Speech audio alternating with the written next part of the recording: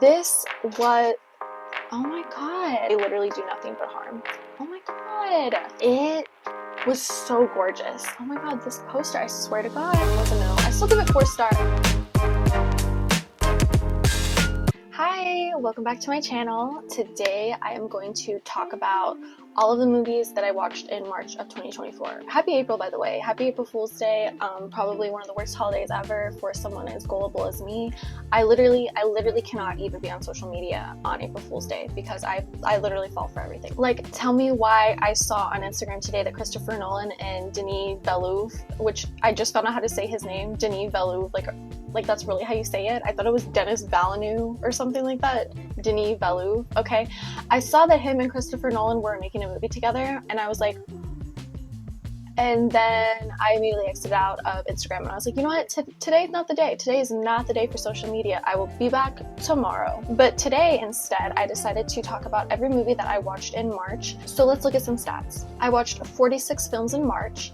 2 of those were shorts. One was a short for the Oscars, and one was a Parker Posey short by Hal Hartley. And I'm not going to talk about either of those. I don't really have much to say about shorts. I don't study them. I don't look into them. I literally only watch them if they're part of a project or part of something that I'm trying to complete. And I'm just not going to talk about shorts. I don't have anything to say. So again, that was 46 films in March. 20 of those I watched for the Oscars. So probably 40% of the movies that I watched last month were for the Oscars. I watched them preparing for the Oscars and also preparing for the Oscars wrap-up video that I did. I posted it a couple days ago, and that will be linked down below if you want to know my Oscars thoughts. 6 out of the 46 movies that I watched in March were in theaters, which is really exciting. I have the AMC Movie Pass, and I've only been successful maybe 2 weeks out of the year so far, but I try to use up those three films a week deal that they have. You can see 3 free films a week. I'm trying to talk as fast as I can also. Can you see? Oh, yep, it already happened. It literally already happened. Okay, hold on. Yeah, I put up my All Too Well short film poster just to give you guys a little extra something in the background. Okay, so breakdown. Again, okay, 46 films in March, 20 of those films were for the Oscars, 6 of those films I watched in theaters, and this is the way that I am going to talk about them. I'm going to talk about all the Oscars films that I watched first. For those who watch my Oscars thoughts video down below and are dying to know what these movies are about and what stars I gave them, we'll just get that out of the way right away. And then I will talk about the movies that I saw in theaters, and then I will talk about the movies that I watched at home, and they will be ranked from lowest stars to highest stars. Okay, kind of like we did last month if you remember. All right, let's just get right into it. Oh, another thing, all these Oscar movies except for one of them came out in 2023, so I'm not going to say the years for them. They came out in 2023. Okay, first up we have Maestro, directed by Bradley Cooper. This was, oh my god, this was a movie, okay? My favorite thing about the movie is it feels like a movie. You know, the Harry Styles quote, this was a movie, okay? Definitely understood why it was nominated for the Oscars. Carey Mulligan blows her performance out of the water. She deserved that Best Actress nom. Well, Carey Mulligan, she continues to get nominated nearly every year, I feel like she is always on that ballot. And it's because she cannot stop making good movies. She cannot stop being an amazing actress, and one day she is going to be one of those people who gets an honorary Oscar, in a way where she did fine in a movie, but they're you know, we've been nominating this girl for 40 years at this point, let's just give her the damn Oscar. And that's what's gonna happen to her, and she's gonna have so many other films that were just so much better that she just did so amazing in, and they're not gonna get recognized as her best performances because she's gonna eventually get nominated, or she's eventually gonna win one Oscar of her whole lifetime, even though she deserves 7 at this point. Anyway, Maestro, the script was dull. I had so much trouble getting through the script. It was not fun. It was not fresh. Overall, it's a fine movie. I gave it 3.5 stars. Next, we have American Symphony, directed by Matthew Heineman. This had a song in it that was nominated for Best Original Song, so that's why I had to watch it. It's a documentary about Jon Batiste after he won Album of the Year 3 years ago or 2 years ago. I actually watched this immediately after watching Maestro, and it's about a composer as well.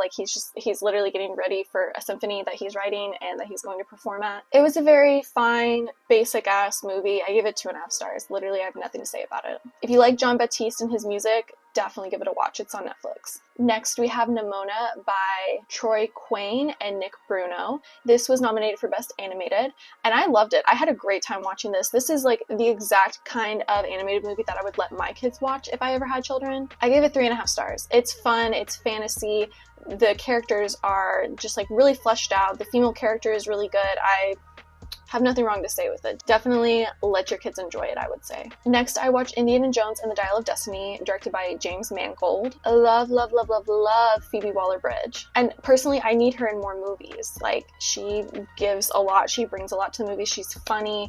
I like seeing her on the screen. I don't know. I really enjoy her presence. This is truly the craziest Indiana Jones movie. First of all, it has Mads Mikkelsen, okay, as a villain. Mads Mikkelsen as a villain, chef's kiss. Love to see that.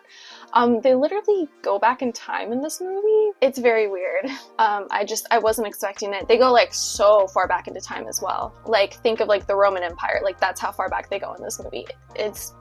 It's out there. I gave it 1.5 stars. I didn't enjoy myself at all. Let Harrison Ford retire. Like, please, God, let him retire. Next, I watched The Creator by Gareth Edward. Oh, God. This was nominated for Best Visual Effects. No. Best Sound. And I think Visual Effects, actually. It was very boring. I did not enjoy the concept. I do not enjoy the concept of AI. I do not want any kind of robots around me at any point in time. You know, I don't even trust like the algorithms that get sent to me on my Instagram or TikTok pages, okay? Like, much less AI, okay? So like, no, I do not like AI. I do not like robots, and this movie did not hit for me. It was all about sympathy for these robots. It was all about like self-sacrifice. Yeah, I didn't even like the performances. I didn't laugh at any of the things that were supposed to be funny. The kid kind of annoyed me. Like, I gave it 1 star. I don't want to talk about it anymore. Next, I saw Rustin by George C. Wolfe. And seriously, I'm like such a simple girl. Like, I see Coleman Domingo in a movie and I'll watch it. He like truly deserves an Oscar nomination for every movie that he's ever been in. He was nominated for this one and totally deserved. Like, definitely one of the best lead male performances I'd seen last year for sure. This movie is great. It's about Bayard Rustin, I think is how his first name is said, Bayard Rustin. He basically made sure that the March on Washington happened back in the 1960s. He organized it. He brought together a cast of people to like help make sure that it was good, that people had water, that people had food, that the right people were called, that they were able to promote it, that they had posters. Like, I mean, he made the March on Washington happen, and I had never heard of him ever in my life. So it was a really great movie to watch just to learn something, okay? Definitely a good movie. I gave it 3 stars. Very fine. Next, I watched Nyad by Elizabeth Chai, Vassar Helhai, and Jimmy Chin. Okay, so I love Jodie Foster in this, and that was literally it. Jodie Foster, great job, girl. I gave this 2 stars. I had so much trouble getting through it. It was not fun. I barely enjoyed it, okay? Even though I love Annette Bening, no. Like, I could have skipped this one, and I would have skipped this one. I never would have watched this if it wasn't nominated for an Oscar. Next, I watched Flamin' Hot, directed by Eva Longoria. This is an easy 1 star. Easy 1 star, okay? It had big men can't do anything without women vibes, and I'm so tired of that. I'm so tired of that. And like, granted, I know that it's like an older story, so like, you know, it happened like a while ago. It's not like it's like a brand new thing that happened like last year where like, I don't know, times have changed and maybe it would be a better story if it had happened in this time period. I don't know.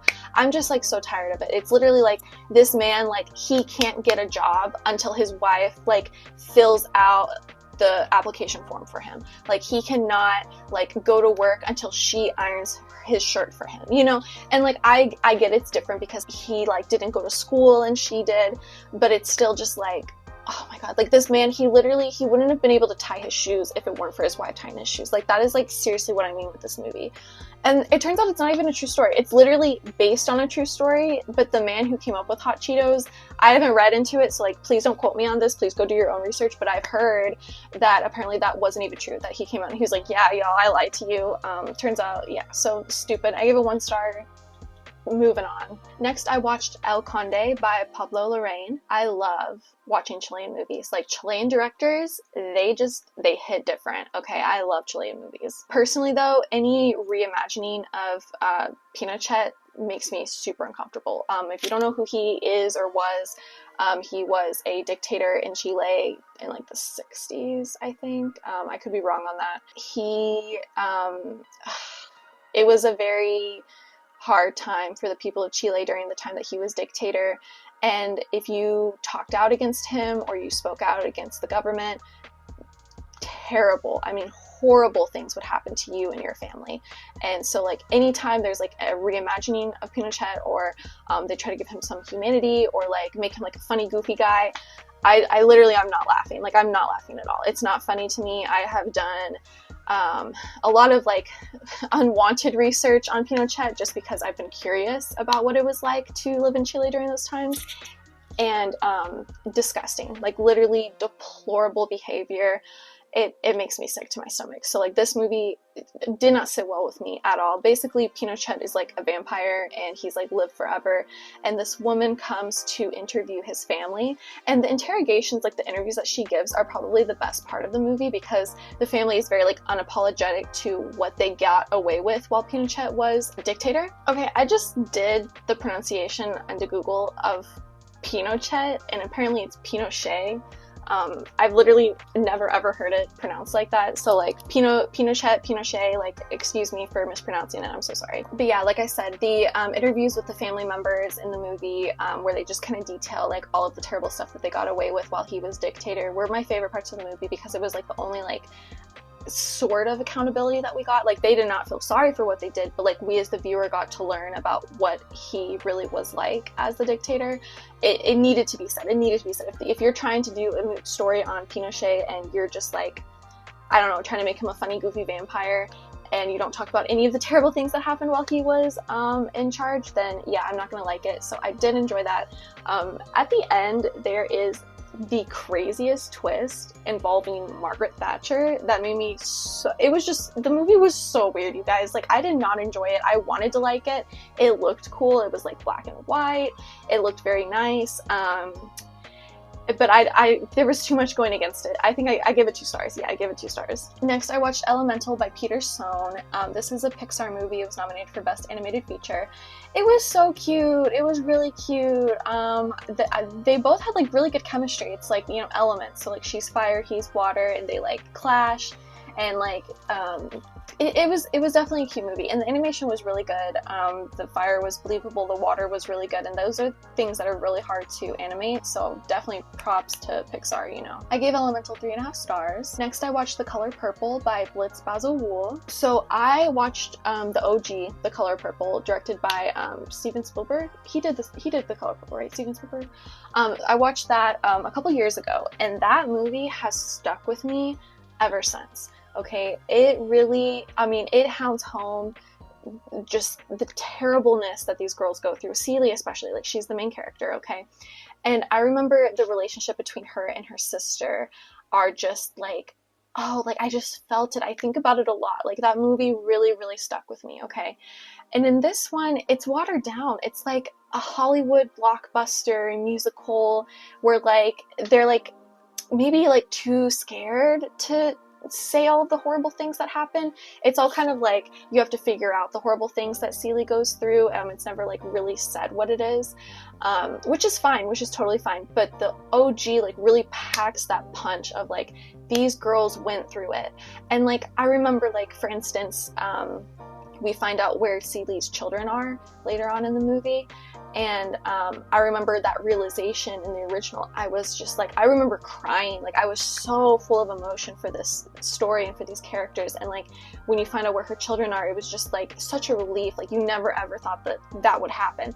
And then in this movie, it's kind of just like, oh yeah, like, the children are here, see you later, you know, like, there's no emotion. There was like no emotion. It had really good music, it had great acting, but it did not like hit as well as the OG did, unfortunately. I gave The Color Purple 3 stars. Next, we have Four Daughters by Kawthar Ben-Hania. So sorry if I'm mispronouncing that. This was nominated for Best Documentary. I hate the excuse that parents will give of like, well, I grew up like this, so you gotta know what it feels like too. Like, why would you want to pass down generational trauma like that? Like I don't enjoy that at all. Anytime that's in a book, anytime I hear that in real life, anytime I see that in a movie or documentary, it's just like automatic points taken off for that parent, okay? These girls have just like really been through it. Basically, it's the story of one daughter who was murdered and how the family is like handling it after all of this. And we just see like how the rest of the daughters like live their life, and their mom is just like, I don't know. It was just like, I gave it 3.5 stars because I enjoyed watching it, but it made me mad because, like I said, the mom is just continuously like berating them and emotionally and verbally abusing them. And then she's like, well, when I was a kid, it was so much worse. So like, consider yourself lucky. And it's like, how about you just be a nice parent? Like, it really, those words that you're saying to your daughters, like, really don't need to be said. They do nothing. They literally do nothing but harm. Oh my god. Next, I watched Bobi Wine, The People's President, directed by Christopher Sharp and Moses Boyo. This was one of the documentaries nominated. I gave it 3 stars. It's very good, very fine. It's basically this singer from Uganda. He, in his music, he puts lots of messages about peace and like talks about how the country is like corrupt in his music, and so people like listen to his music and then they learn how to like help out their country. It's just like he uses his privilege and platform for good, and very good, very fine movie. I think it's on Disney actually if you want to go watch it. Next, I watched To Kill a Tiger by Nisha Pahuja. It's an Indian film. This was also nominated for Best Documentary. I gave it 3.5 stars. Oh my god, it's a hard story. So basically, this man's daughter, she had been sexually assaulted by multiple men, and 90% of rape in India goes undocumented, goes like nobody, it's just like nobody talks about it. It's just like such a common thing, I guess, and it's also like hard to prove. People don't want to bring it to court. People don't want to go through the process of having to relive it. I mean, everything that you know about what it's like to try to get justice for a sexual assault is like amplified in India, apparently. So this girl, she gets assaulted, and her father is like not sitting down for this. He is not going to just let this happen. He knows who did it, and they've basically laughed in his face admitting it. So he goes out of his way to try to bring justice for his daughter, and it's so heart-wrenching and it's very sad, but it's a good story to watch. Like, I really liked hearing everything that he did to help his daughter. It's rare to see, and especially in India, it sounds like it's very rare. Definitely props to him. I had a hard time watching it, like I said, but it's worth the watch for sure. Like, her father's resiliency is just very incredible. Like, in a country where women just get pushed to the wayside, where their accusations are just automatically deemed false, you know, he really uses his privilege as a man in this situation, in this country, to like hopefully try to bring justice to his daughter. Next, I watched The Eternal Memory by Mayati Alberti. This was another Chilean movie nominated at the Oscars. Basically, it's about Alzheimer's. And I hate the concept of Alzheimer's. It definitely terrifies me. Like, not just, I mean, for myself for sure, but for my loved ones. Like, if my loved ones catch this disease, I have like utmost respect for people who are dealing with family members who are going through this. I can't even let myself imagine how hard that is, because it scares me so badly. I gave it 3.5 stars. Next, I watched The Society of the Snow, directed by J.A. Bayona. Literally the most uncomfortable movie of the year. And not just because they eat. Okay? Not just because they eat. I was cringing within the first 10 minutes of the movie when we see the plane crash. Because we see the plane crash. We are in the plane with everyone else watching the plane crash. Like, I don't need to think about that. I don't need to think about what that would be like. I don't need to think about what it would be like for seats to crash together, for heads to snap.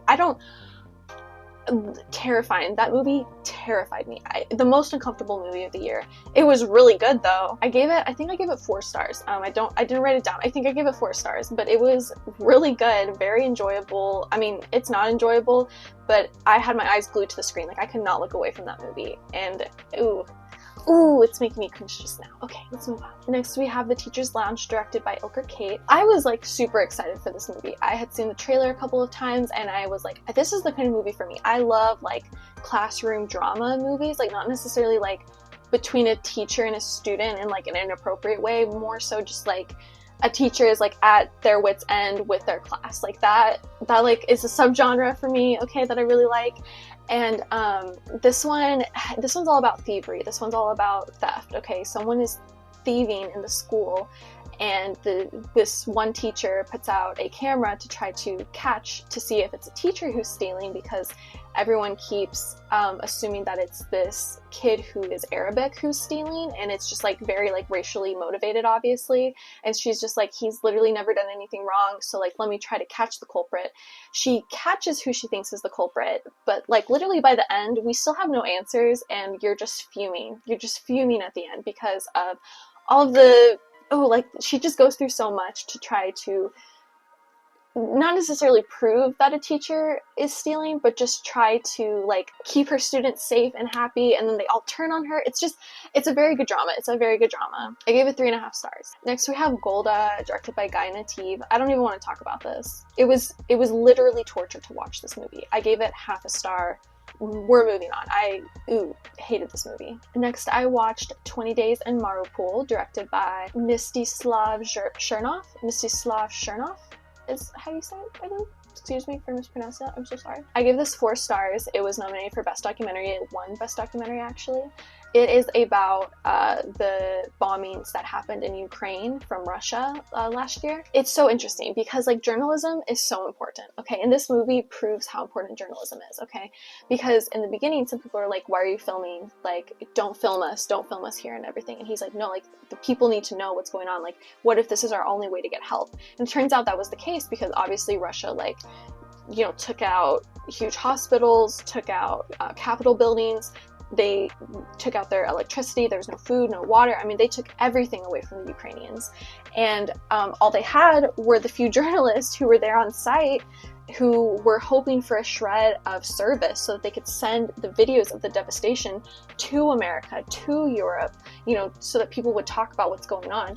And it's really cool because we see like things happening. Like we see a shot of a pregnant woman getting stretchered out of a maternity ward that was just blown up, and we see like him filming it and him talking and everything. And then like later, like 15 minutes later, we see the news coverage of that exact shot, of that exact clip of the pregnant woman getting taken out of a maternity ward. That was definitely cool to see that disposition of like, you know, here he is on the front line, and then here is his videos being shown in America so that we know what's going on.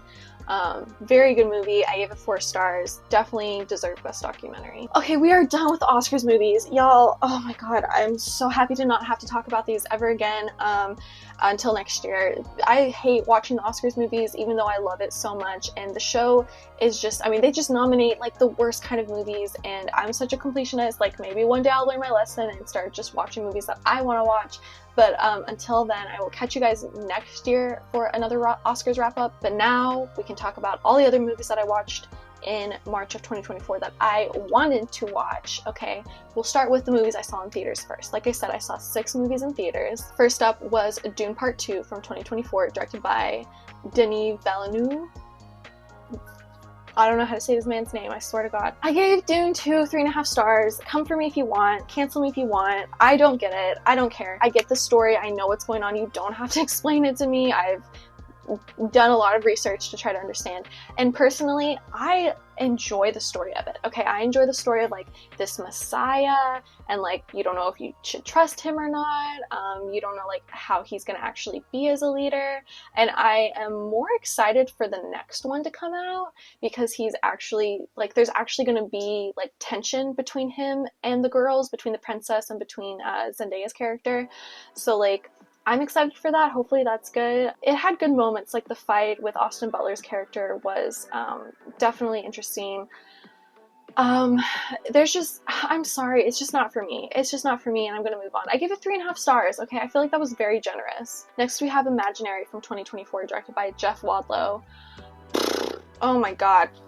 Big thumbs down. Great performances all around. Okay, great performances all around. The girl, the daughter, did so freaking good. I liked the mother. I liked even the neighbor. I thought she did a really good job, even though she was fucking annoying. The thing about this movie is that it's a horror movie, okay? And the only times that we see the monster in the movie, we already saw that scene in the trailer. So like, think about me, think about my position in this. I'm someone who tries to go to the movies 3 times a week, okay?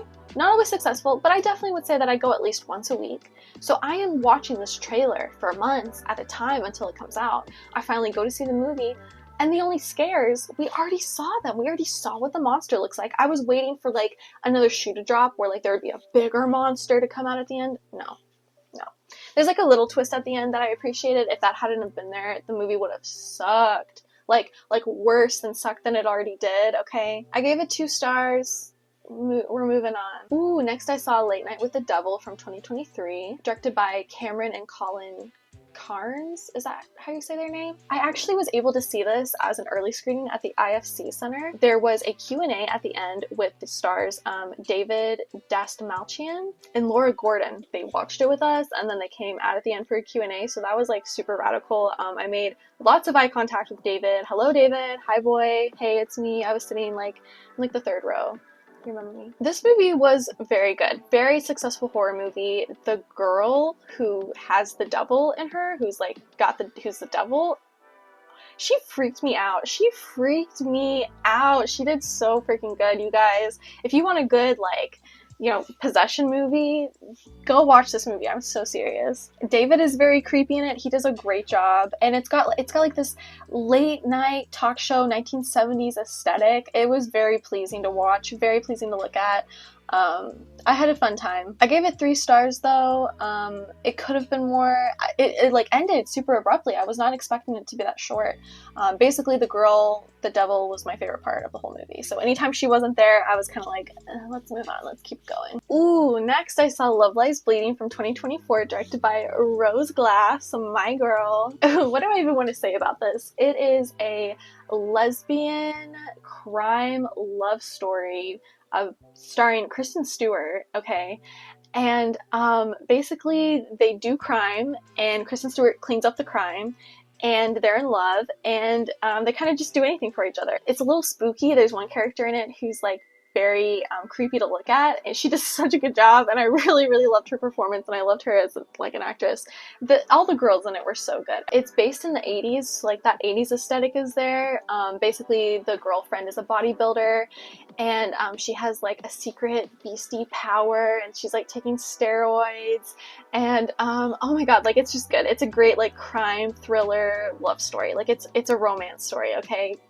If any of these speak to you, I'm so serious, go watch Love Lies Bleeding. Go watch Love Lies Bleeding. I gave it 4 stars, by the way. Next, I saw Ex Machina from 2015, directed by Alex Garland. I was able to see this in IMAX. It came back for an IMAX showing, and I was like, hell yeah, I'm not missing out on that.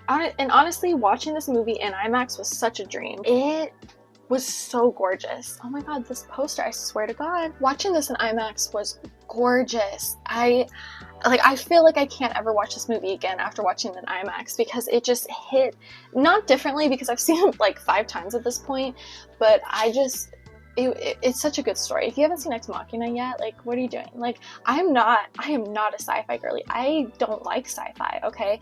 This makes me love sci-fi. I loved this movie. And then finally, the final movie I watched in theaters was Problemista from 2023, directed by Julio Torres. And this movie is so good. It's about a guy whose work visa is expiring in the United States, so he needs to find someone to sponsor him so that he can stay in the States to eventually become a toy maker, which is his dream with Hasbro.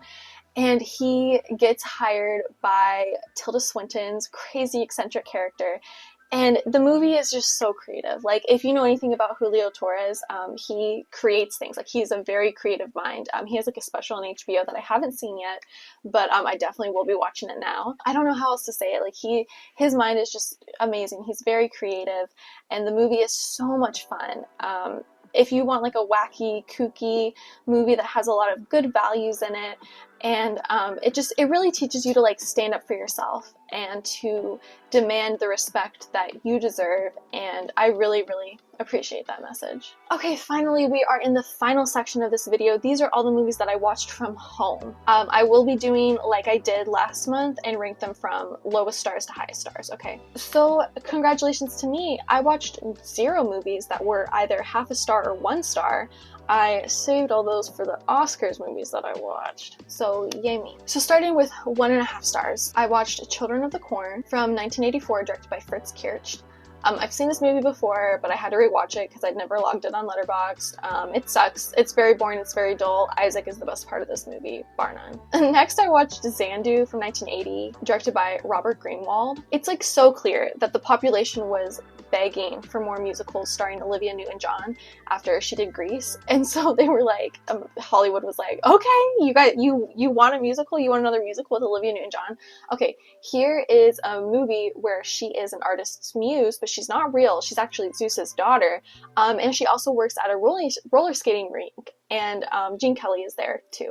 I didn't have fun watching this. It was not for me. Like, if that sounds like something you want to watch, please watch it. It deserves to be watched, maybe by the right people.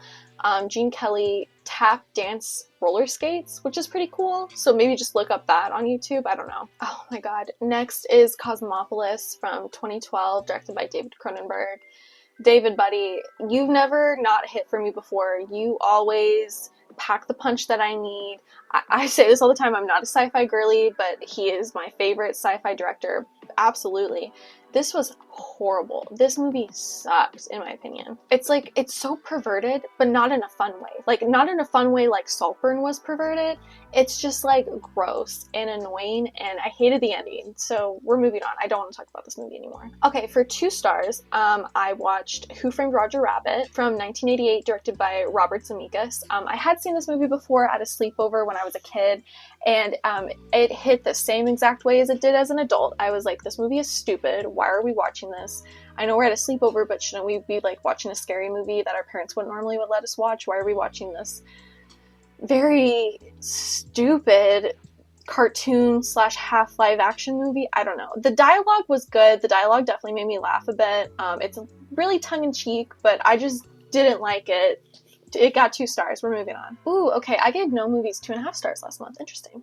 So we'll go right into the 3-star movies. I watched Eye of the Cat from 1965, directed by David Lowell Rich. So basically, this movie is about a man and his girlfriend who decide to rob an old lady, and they like break into her mansion and go to rob her, but turns out she literally has hundreds of cats, and he is deathly afraid of cats, so they have to like maneuver all the cats.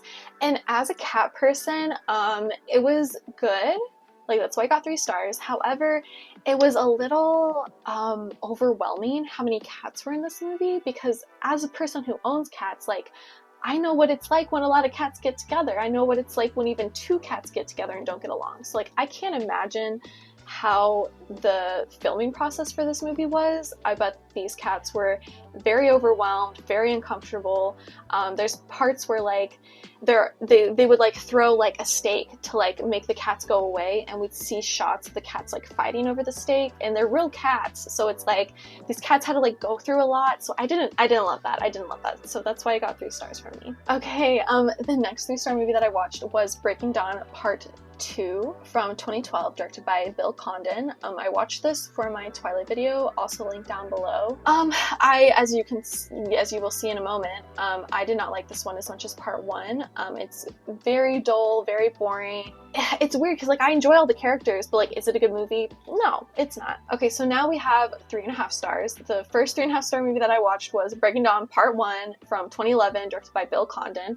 Honestly, I love that there was only a year difference between these movies. I would have hated to have to wait like 2 years for the next movie when it's literally just the same book broken in half. So like, good job to Lionsgate or whoever the heck made these movies. I don't think it was it was Summit. I think Summit made these movies.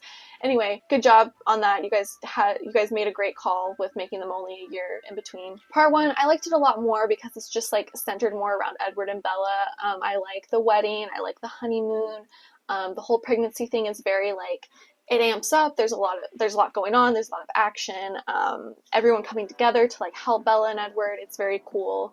Yeah, I like this one more than Part 2 for sure. Next, I watched We Own the Night from 2007, directed by James Gray. It's a wonderful story about a family who have a lot of drama and who love each other very much. James Gray, he makes movies about families, like dysfunctional families, or like family trauma, or like family fights, like, I don't know. But this movie, it was very nice to watch. Like, they go through a lot for each other, and in the end, the brothers are like, I love you. You know, they tell each other that they love each other at the end, and it was just very, like, heartwarming. And we had just gone through so much with these characters, and in the end, to be reminded that they are a family and that they do love each other despite everything, I really liked it. Good message for me. Okay, we are getting into the 4-star movies. First, I have She-Rock from 2015, directed by Spike Lee. It is an adaptation of a Greek play called Lysistrata. I believe is how you pronounce that. It's a story about the women in the country, the women in the city, the women wherever in the play or in the movie adaptation. They all withhold sex from their partners to promote peace. They're saying, you guys are fighting too much, and until you learn how to get along, we will not have sex with you. So this is like a readaptation of it. I think it's set in Chicago. And it basically, like, there's a lot of gangs, there's a lot of people fighting, and all the women, they just decide to take a vow of celibacy until the men, like, figure their shit out. And I love that. That's so cool. Like, more women should do that. I mean, you know, I don't condone that, definitely, because men are very scary and they will do things to get what they want.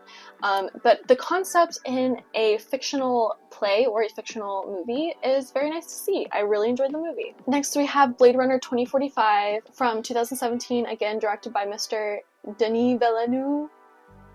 I wish I liked sci-fi. Like, this is one of those things where it just, sci-fi is either a yes or a no for me. This one was a no. I still give it 4 stars. I still gave it 4 stars. I thought the execution was good. Ryan Gosling does amazing. I find out that I love when he plays a silent killer. Okay, that's one of my favorite subgenres of Ryan Gosling acting. So I gave it 4 stars, but it was not for me, and I would never rewatch it. Next, for 4 stars, I have Leonor Will Never Die from 2022, directed by Martina Ramirez Escobar. This is a story where, like, reality and fiction blur. Basically, their mother is a screenplay writer, and she gets hit on the head with a television, and she goes into a coma. So, like, we see what happens outside of her hospital room very briefly, but it's all kind of in her head. So, like, it's like she's writing a final screenplay, but in reality, she is, like, also helping her family in real life, like, through the screenplay. I don't know, it's a little confusing. It's from the Philippines, and it really hit with me. Like, it really was heartwarming and touching, and I love movies about movies, and that's what this was. Like, it's very, like, imaginative and creative, and I had a really good time watching it. Ooh, next we have The Devils from 1971, directed by Ken Russell. This is the mother of all nuns possessed by the devil movies, okay, which is a favorite subgenre of mine as well. Basically, yeah, that's what happens. The nuns get possessed by the devil, and they do a lot of deplorable actions, and it's, like, scary, and there's a lot of blood, and I had a great time. I give it 4 stars. Next we have Always Shine from 2016, directed by Sophia Tackle. Literally, it's just about the horrors of female friendships, okay? These 2 girls are actresses. One is more successful than the other gets jealous, some of them get revenge. It's just, I had a great time watching it. It's on Peacock, I think, and I would suggest it to anyone, honestly. If you want a good, fun, thrilling movie to watch Always Shine. It's one of those movies where, like, it's all up to the viewer to interpret what happens. We don't see everything that happens, but, like, every once in a while we'll be, like, walking through, like, a quiet brook, and then, like, a 2-second shot of, like, someone getting strangled will happen, and you're just like, whoa, like, what's happening? What's going on in this movie? And then the movie suddenly, like, flips in the 3rd act, and you're supposed to, like, remember everything that you saw, all those little easy, like, to miss clips, and you're supposed to look back on all those little clips to, like, put the story together. It's very, very smart. I like smart movies. I like when things aren't cut and dry for the audience, where you have to think about it, and this one definitely delivered on that. Next, we have The Incredible Shrinking Man from 1957, directed by Jack Arnold. It's such a spooky concept. I mean, this man, he literally gets smaller and smaller and smaller every day. He gets, like, exposed to, like, something radioactive, and so he's just literally shrinking. And in the end, he's, like, fighting cats, and he's fighting mice, and he's, like, fighting with a little like pin, you know, it's funny. It's like a good movie, but it's also very scary. Like, what a scary concept. Next, I watched The Smiling Madame Bidet from 1923, directed by Germaine Dulac. I love watching silent films directed by women. Back in the day, before The Code came out in 1944, there were a lot of women directors, a lot of women writers. Women were very much like in the film industry a lot more than they were after The Code came into play. So all these pre-Code movies, there's a lot of female representation, and there's a lot of like stories like divorcing your husband, getting revenge on your husband, getting an abortion. Like, there's just a lot of like taboo subjects for women, where you're not just like this docile, subservient girl for a man. And so I really enjoy watching pre-Code movies because of this. And this one's definitely good. It's about a woman who tries to get rid of her husband because he's very emotionally and verbally abusive to her. And it's a fun movie, okay? It's like a little revenge treat for housewives from the 1920s. And I say that because it ends like a 1920s kind of movie, okay? So like, don't expect some grand 2024 revenge-esque ending. It's very 1920s, okay? Okay, we are almost done, ladies and gentlemen. We are on the 4.5-star movies, and I only watched one 4.5-star movie last month, and that was one of my favorite movies, The Shadow of the Cat from 1961, directed by John Gilling. So basically, this cat's mistress gets murdered, and the cat literally captures all of the suspects and kind of like just takes them out one by one in this mysterious mansion. It's like a mystery movie, but like the cat is the hero and the villain all at the same time. Like, we literally get cat vision in the movie. Like, it's like the screen is like squinted and it's like from his point of view, and he's like looking at them and he's like chasing after them and stuff. And it's so funny because like you see it from their point of view, and they're like, oh, oh! They're like so scared of this cat, and then you see this cat, and it's this like short, little legged, like cute, fluffy cat. He's just like walking on them towards the bed. I literally love this movie so much. I want to own it one day. It's so funny. I want to show people this movie. Okay, we are in the final 3 movies of the video. Okay, last month I watched 3 5-star movies, which is amazing. I love watching a 5-star movie. The first movie of the month, you guys, I started off the movie so strong because I watched the Taylor Swift Speak Now Tour live DVD. Yes, I own the DVDs of her live performances, and I watched it. I watched the Speak Now one finally. This was from 2011, and it was directed by Ryan Polito. Speak Now. Speak Now means a lot to me. Okay, you guys, I haven't talked about Taylor Swift a lot on this channel, but if you know me in real life, you know that I am a Swiftie. I'm a very proud Swiftie, okay? I love everything she puts out, and I will consume it, and I will buy it, and I don't care who hates me for it. Yes, even you, Billie Eilish. So basically, it's just the tour. It's a Speak Now tour. This album came out in 2010. I'm not even going to go into the specifics of why I love this album so much because of everything that was happening to me in that time in my life as a kid. This album means so much to me, and she's re-recorded it, and I was like, you know what, I think it was like 1 in the morning, like on March 1st, and I was like, I'm gonna watch it, I don't care, and I just put it in, and I had so much fun watching it. 5 stars. Thank you, Taylor Swift, for existing. Thank you so much for existing in my timeline. Let's move on. Oh, next we have Memories of Murder from 2003, directed by Bong Joon-ho. The way that Bong Joon-ho uses humor in his movies should literally be studied in film school, because this movie has some of the like scariest things going on. Like, I mean, women are being assaulted and killed, okay? And I'm laughing my ass off watching these detectives trying to figure out the mysteries. Like, it's so funny. It's such a funny movie, and it's also just so good. Like, good characters, good development, amazing ending that sticks with you. I totally recommend this movie. Absolutely, you should watch everything by Bong Joon-ho at this point. I'm so serious. Okay, and the final movie, the final 5-star movie that I watched last month was The Piano Teacher from 2001, directed by Michael Haneke, I think is how you say his name. He makes such uncomfortable movies to watch. I mean, it's the kind of movie where like you are so uncomfortable, but you are not going to look away for a second, because like he just truly gets it every time. He gets me every time. He literally, like, my eyes are glued and I'm so uncomfortable and I want to look away, but I'm so terrified to look away because I don't want to miss anything because the story is so good. Like I watched this other one he did, the Catch, or the Cachet, however you say, that one rocked my world, okay? And The Piano Teacher, I had to rewatch that ending 3 times. I'm so serious. I had to keep going back because I couldn't believe the implication of what I was seeing was like the true story.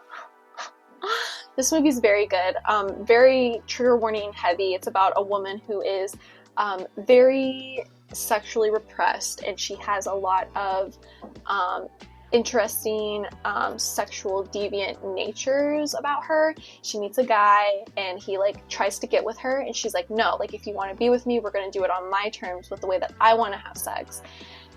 And it's a hard watch, but girl, it is a 5-star movie too, okay? So if you want to watch a freaking good movie that's gonna leave you in shambles at the end, watch The Piano Teacher. I have to mention, this movie also got me out of a movie watching slump. I hadn't watched a movie in like almost a week, or I had only like watched some Oscar movies and I was very bored and like over it. And when I watched The Piano Teacher, I was like, oh my god, I love movies. Like, movies are great. And I watched like a couple of really good other movies after that. So like, thank you, The Piano Teacher. All right, you guys, that is everything that I watched in March of 2023. And very good movie watching month for sure, especially compared to February. I only watched one 5-star movie in February, and this month, despite all of the despicable Oscars movies that I had to watch, I watched a couple of really good 4.5 and 5-star movies. So hopefully you guys have some good suggestions. Hopefully you guys have enjoyed this video, and I'll catch you in my next one. Please don't forget to subscribe if you haven't already. I would really appreciate it. And my social media is below, including my Letterboxd. If you ever want to like see the movies that I'm watching in real time and read my like real-time reviews of them, like, please follow me on there. Okay, thanks again.